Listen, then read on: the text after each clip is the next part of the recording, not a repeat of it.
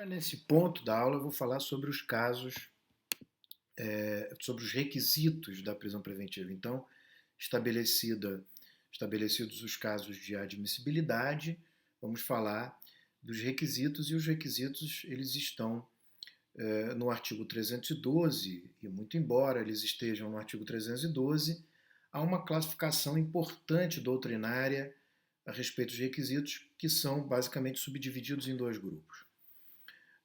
O fumus comissi delicti e o periculum libertatis. Então percebam aqui que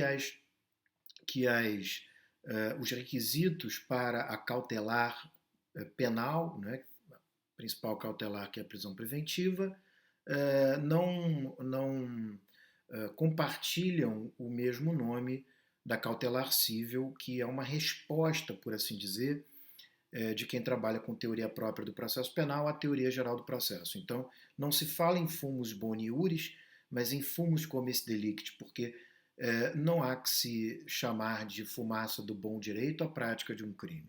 Como também não se chama de periculum in mora, e sim periculum libertatis, porque, ao contrário do que acontece no civil, a demora não antecipa a pena. Né? A demora no curso do processo não antecipa a pena, o que provoca a prisão é o perigo que a liberdade do investigado ou do acusado pode representar para o próprio processo. Então, compõe, por assim dizer, o fumus comissi delicti, a prova da prática do crime, a prova da existência do crime, então tem que haver prova de que o crime aconteceu, e concomitantemente, em conjunto, deve haver também indícios da autoria ou da participação no crime. Então, precisa que os elementos de informação demonstrem que o crime aconteceu e é preciso haver indícios de que aquele cuja prisão está se determinando é o autor ou partícipe do crime. Mas não basta haver prova da existência do crime e indícios de autoria, porque se a mera prova da prática do crime e indício de autoria fosse suficiente, nós estaríamos diante de uma antecipação de pena. Não é? Seria uma retribuição para o crime. A prisão preventiva seria uma retribuição. No entanto, a prisão preventiva ela não pode ser compreendida como uma retribuição.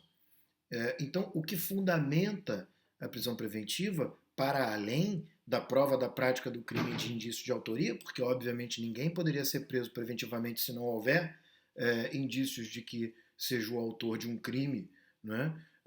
É o perigo que a liberdade dessa pessoa representa para o curso normal do processo. Então, entende-se que é preciso haver um perigo representado pela liberdade desse sujeito. E o que é o perigo?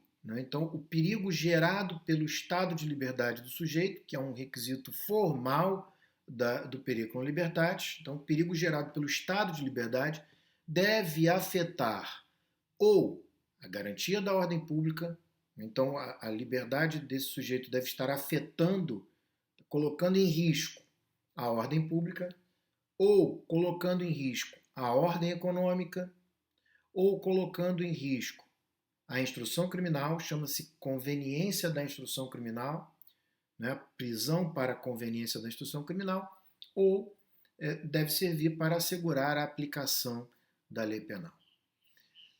Desses elementos alternativos que constituem o periculum libertatis, o perigo de liberdade, deve ficar claro que a garantia da ordem pública ou a garantia da ordem econômica, tanto um quanto o outro, não tem densidade normativa suficiente. Né? Afinal, em que casos a liberdade de alguém coloca em risco a ordem pública? E melhor, o que é ordem pública? Que conceito difuso, tão abstrato é esse que é a ordem pública? De uma forma geral, a Corte Interamericana e a Comissão Interamericana de Direitos Humanos não vislumbram na garantia da ordem pública e ordem econômica densidade suficiente para justificar uma prisão. Porém, os nossos tribunais costumam decretar prisão preventiva porque a liberdade do sujeito coloca em risco a ordem pública. E, de uma forma geral, compreende-se como ordem pública, os nossos tribunais compreendem como ordem pública a gravidade concreta do delito, ou seja, quando o delito na sua prática concreta foi muito grave, ou quando há uma grave repercussão social daquele crime, ou quando há um risco de reiteração criminosa. Né? Nada disso está escrito na lei, é uma compreensão da jurisprudência, a meu ver, de forma muito equivocada, tentando atribuir um conceito àquilo que não tem conceito, né? Que é a expressão ordem pública e ordem econômica, mas é preciso que a gente aqui diga que a jurisprudência decreta sim a prisão preventiva por conta do risco à ordem pública e que entende ordem pública como esses casos que eu acabei de falar, esses 3 casos principalmente, né? Gravidade concreta do crime, a repercussão social que o crime gerou e, por fim, quando há um risco de reiteração da prática criminosa. Fato é que existe densidade normativa nos outros 2 conceitos diversos da ordem pública e ordem econômica. Conveniência da instrução criminal claramente é quando a liberdade do sujeito está colocando em risco a produção de prova.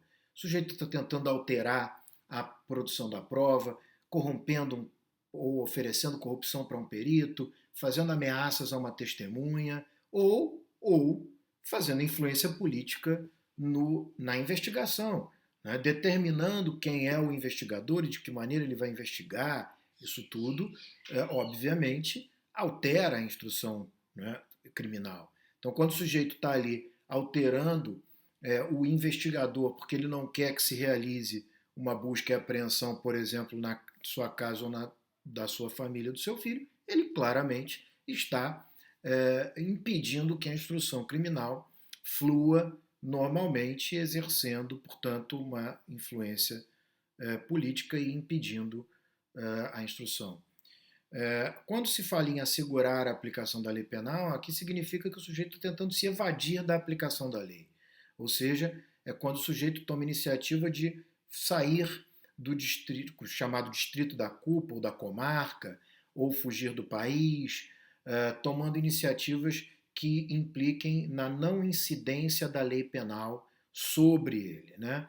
Evitando que uma eventual sentença futura possa vir a ser executada. Nesse caso, para assegurar a aplicação da lei penal, é possível decretar a prisão preventiva. Então, resumindo, né, para a gente terminar mais esse bloco, os requisitos da prisão preventiva são o fumus commis delicti, que é a prova da existência do crime e indícios de autoria, e o periculum libertatis, que é o perigo gerado pelo estado de liberdade do acusado, que incide sobre a ordem pública, a ordem econômica, ambos conceitos muito abertos e difusos, sem nenhuma densidade, a meu ver, inconstitucionais, ou sobre a conveniência da instrução criminal, isso para assegurar a aplicação da lei penal. Presentes os requisitos, desde que admissível, né? Então, presentes os requisitos do 312 do Código de Processo Penal, desde que admissível nos casos de admissibilidade do 313, então a prisão preventiva deve ser decretada, desde que não seja suficiente a imposição de uma medida cautelar diversa da prisão, porque, como nós já vimos antes, as cautelares diversas da prisão são preferíveis em relação à própria prisão em si.